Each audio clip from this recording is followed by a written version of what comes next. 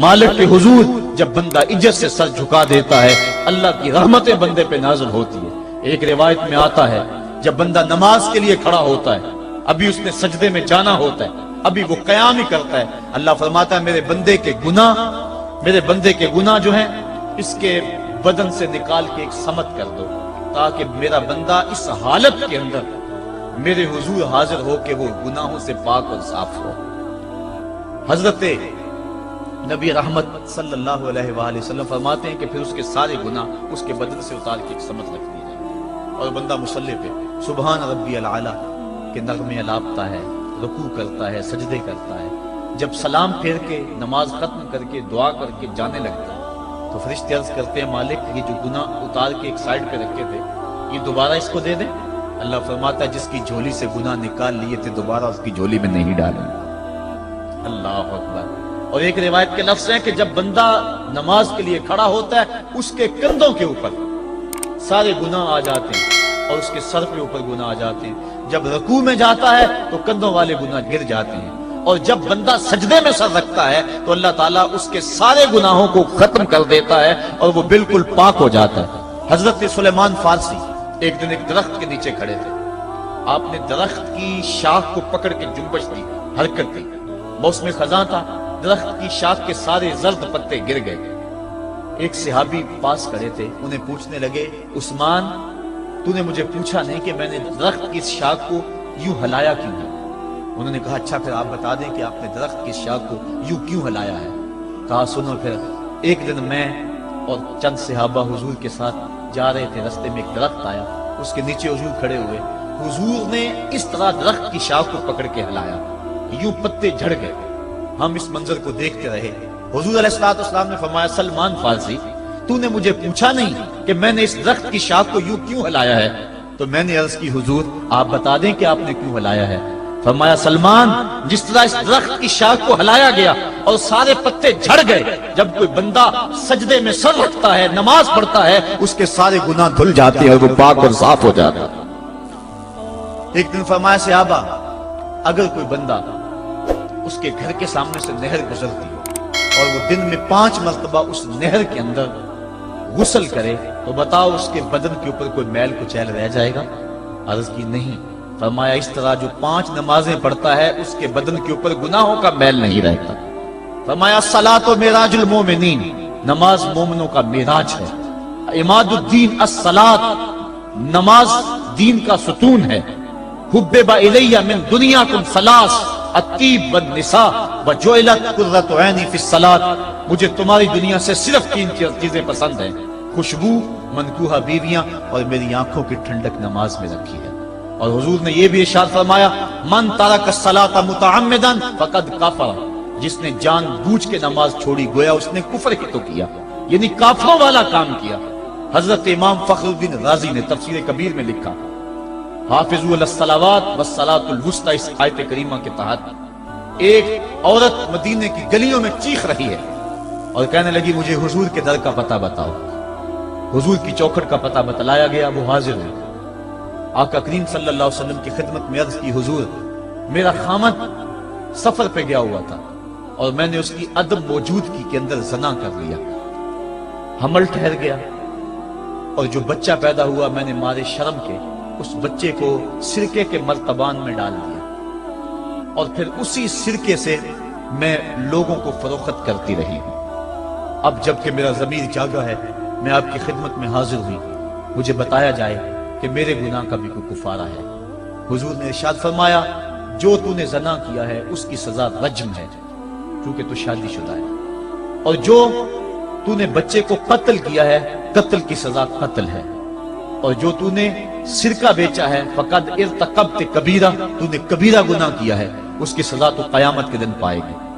اس کے بعد حضور فرمایا ان تینوں گناہوں کی یہ سزا ہے، لیکن جس طرح تو گھبرائی ہوئی آئی تھی میں تو یہ سمجھا تھا شاید تیری نماز اثر قضا ہو گئی ہے۔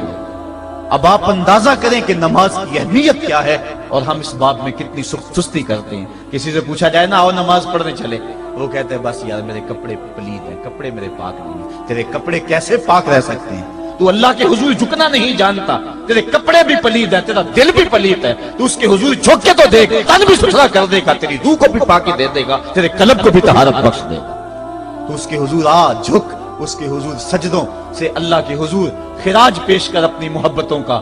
جب بندہ سجدے میں سر رکھتا ہے اللہ فرشتوں میں فخر کرتا ہے، میرے بندے کو دیکھو نا، بالآخر میرے حضور ہی جھکا ہے نا، کتنے گناہ کیے اس نے، کتنے جرم کیے اس نے، لیکن بالآخر میرے حضور آیا اور اپنے گناہوں کی معافی مانگتا ہے۔ فرشتوں گواہ ہو جاؤ، میں نے اپنے اس بندے کی مغفرت فرما دی۔ تو اللہ کے حضور نماز پڑھنے والا، بلکہ ایک روایت مسند امام احمد بن حنبل میں موجود ہے، حضور فرمایا جب بندہ نماز کے ارادے کے لیے اٹھتا ہے اور وضو کرنے کے لیے، جب پانی کا پہلا قطرہ چلو پہ لیتا ہے، جو ہی اس کے بدن سے وضو کا پانی چھوتا ہے اللہ اس کے گناہوں کو معاف فرما دیتا ہے۔ جس نماز کے قصد کے لیے اٹھیں اور وضو کریں اور پانی چھوتے ہی گناہ معاف ہو جائیں، اگر اس نماز کا اعلیٰ درجہ سجدہ کر دیا جائے تو پھر مالک کی کتنی رحمت نازل ہوگی۔ یہ کتنی بڑی دولت ہے، یہ کتنا بڑا سرمایہ ہے جس سے ہم لوگ محروم رہ جاتے ہیں۔ آؤ اللہ کی رحمتیں سجدے میں ڈھونڈے، سجدے میں پیشانی رکھ کے جب ہم اس کی رحمت کو مانگے تو وہ مالک ہمارے اوپر رحمتیں نازل کرے گا۔ آج پوری دنیا کے اوپر مسلمانوں کے ساتھ جو حالات ہیں وہ کسی سے مخفی نہیں۔ کوئی کہتا ہے کہ معاشی طور پہ مسلمان کمزور ہیں، اس وجہ کو بھی میں تسلیم کرتا ہوں۔ مسلمان کے پاس آلات حرب و ضرب بھی موجود نہیں ہیں، اس وجہ کو بھی تسلیم کر لیا جائے۔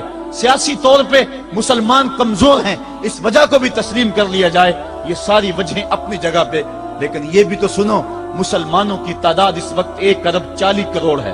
افرادی قوت اتنی کبھی بھی مسلمانوں کی نہیں ہوئی تھی۔ اس وقت مسلمانوں کے پاس ایٹمی طاقت موجود ہے، اتنی قوت عسکری کبھی بھی مسلمانوں کے پاس نہیں ہوئی تھی۔ 56 اسلامی ملک ہیں جن میں قیمتی معدنیات سے اور تیل کی دولت سے اور سونے کی قیمتی معدنیات سے یہ مسلمان مالا مال ہیں۔ کیا کچھ نہیں ہے جو مسلمانوں کے پاس نہ ہو، لیکن ایک دولت چھن گئی مسلمانوں کے پاس، وہ سجدے کی آبرو، وہ سجدے کی عزت، وہ پیشانی رکھ کے اس رب کو پکارنا جو سب سے اعلیٰ ہے، جو سب سے بالا ہے، جس نے موسیٰ کے فرعون کو نیل کی موجوں میں ڈبو دیا۔ کیا پوری امت مسلمہ 1 ارب 40 کروڑ انسان سجدے میں سر رکھ کے سبحان ربی الاعلیٰ کے نغمے آلاپ کے اپنے رب سے گزارش کریں اور اپنی امت کا رونا روئیں؟ کشمیر میں لٹتی ہوئی جوانیاں اور کل قدس کے اندر بہتا ہوا خون، شبرغان سے لے کر کابل و قندھار تک اور موصل سے لے کر تقریب تک مسلمان کے اوپر جو ظلم و تشدد ہو رہے ہیں، اپنے رب کے حضور اس کا دکھڑا سنائیں اور اپنے مالک کو کہیں میرے مالک ہم لٹ گئے، ہم کٹ گئے، ہم پٹ گئے۔ اسلحے بھی موجود، افرادی قوت بھی موجود، سیاسی طاقتیں بھی موجود، لیکن اس کے باوجود مسلمان دبتا چلا جا رہا ہے۔ اسی کشتی کو ہے خوف تلاطم صدحیف منہ موڑ دیے تھے جس نے بڑھتے ہوئے طوفانوں کے، جو 300 ہو کر جرأت اور وہ طاقت اور وہ عظیمت کی داستانیں رقم کرتے ہیں کہ مالک تو بھی اس دن کو یوم فرقان کہہ کے پکارتا ہے۔ آج وہ امت بیچ منجدار کے اس امت کی کشتی ہچکولے کھا رہی ہے۔ ہماری فریاد، ہمارا استغاثہ تیرے سے ہے، میرے مالک ہمارا کھویا ہوا وقار بحال کر دے اور اس امت کو اس مرتبہ کمال تک پہنچا دے جس مرتبہ کمال تک یہ امت پہلے پہنچی تھی، اور ان کا کھویا ہوا وقار بحال کر دیا جائے۔ آج بھی ہم اگر سجدوں سے اپنے رب کو منا لیں اور وہ روٹھا ہوا رب آج بھی ہماری مدد کے لیے آ جائے تو پھر کوئی قوت، کوئی طاقت ہمیں نہیں لٹار سکتی۔ آئیے ہم سجدے سے اپنے مالک، اپنے خالق اور اپنے رازق کے حضور اپنی محبتوں اور اپنی الفتوں کا خراج پیش کریں۔ نماز ایک ایسی عبادت ہے جس کا حکم قرآن میں 750 مرتبہ کے قریب دیا گیا۔ اور ایک آخری بات عرض کر کے اپنے موضوع کو سمیٹنا چاہوں گا۔ میرے اور آپ کے آقا مولا حضور نبی رحمت صلی اللہ علیہ وسلم پر جب وقت آخر آیا تو آخری وصیتیں جو حضور نے اپنی زندگی میں کی وہ کیا تھی؟ 2 وصیتیں تھی حضور کی آخری، جب حضور ایام مرض میں تھے، اور آخری وصیتیں اس کے بعد حضور نے کوئی کلام نہیں کیا، وہ یہی تھا الصلاۃ الصلاۃ الصلاۃ الصلاۃ۔ لوگوں میں تمہیں نماز کی تاکید کرتا ہوں، میں نماز کی تاکید کرتا ہوں۔ اور دوسرا فرمایا جو تمہاری ملک میں تمہارے غلام اور تمہاری لونڈیاں ہیں ان کے ساتھ حسن سلوک کی تاکید کرتا ہوں۔ یہ آخری 2 باتیں تھی جو حضور نے ارشاد کی، حقوق اللہ کے حوالے سے نماز اور حقوق العباد کے حوالے سے حضور نے کمزوروں کے حق ان تک پہنچانے کی تاکید امت کو دی، اور اس کے بعد پھر حضور انتقال کر گئے۔ آئیے ہم سجدوں سے اپنے رب کو راضی رکھیں۔ اللہ مجھے آپ کو توفیق